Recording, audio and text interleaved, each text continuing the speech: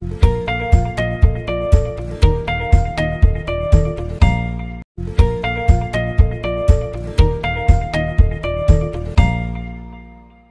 The lord. యేసుక్రీస్తు నామంలో మీ అందరికీ నా హృదయపూర్వక వందనాలు తెలియజేస్తున్నాను. ప్రియులారా, బాగున్నారా? ఏం బాగున్నామో ఏమో పాస్టర్ గారు, ఇంట్లో సమాధానం లేదు, శాంతి లేదు. ఎంతోమంది ఆయా స్థలములకు దేవుని సువార్త నిమిత్తం, పరిచయ నిమిత్తం వెళ్తున్నప్పుడు సంతోషమే లేదు, సమాధానమే లేదు. ఎందుకు బతుకుతున్నామా అనిపిస్తూ ఉంది.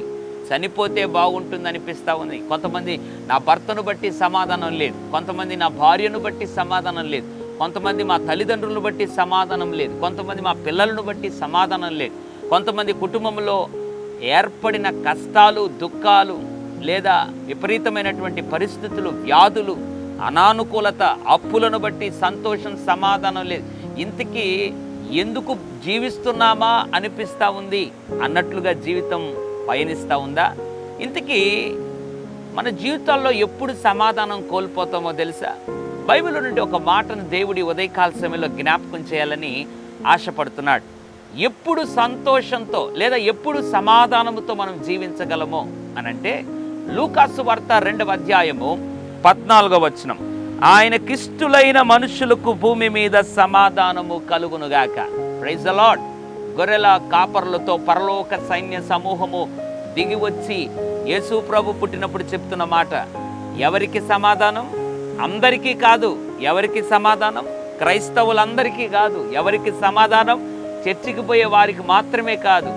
అంటే ఇవన్నీ వద్దు అన్న ఉద్దేశం కాదు. ప్రాముఖ్యంగా ఎప్పుడు సమాధానము కలిగి జీవించగలము అనంటే ఆయనకిష్టులుగా బ్రతికినప్పుడు. అందుకే ఆ దేవదూతలు అంటున్నారు, ఆయనకిష్టులైన వారికి భూమి మీద సమాధానం. ఎందుకు నీ కుటుంబంలో సమాధానం లేదు? బహుశా ఆయనకు అయిష్టంగా, ఆయనకు వ్యతిరేకంగా, ఆయన వాక్యానికి విరోధంగా బ్రతుకుతున్నావేమో. ఇప్పుడే దేవుని సన్నిధిలో పశ్చాత్తాపడి నన్ను క్షమించు ప్రభు అని అడిగి ఆయన రక్తంతో కడగబడగలిగితే ఇది మొదలుకొని ఆయనకిష్టుడుగా జీవించదు. తద్వారా గొప్ప సమాధానము నీవు, నీ కుటుంబము అనుభవిస్తారు. పరిశుద్ధుడా, ప్రేమగల తండ్రి, నీకు వందనాలు. ఉదయకాల సమయంలో నీకిష్టులుగా బ్రతికితే భూమి మీద సమాధానం అనుభవిస్తామని మాట్లాడేందుకు స్తోత్రం. అట్లు నీకిష్టులుగా బ్రతికి సమాధానముతో జీవించే కృప దయచేయమని యేసు నామములో ప్రార్థిస్తున్నాము తండ్రి. ఆమెన్. God bless you.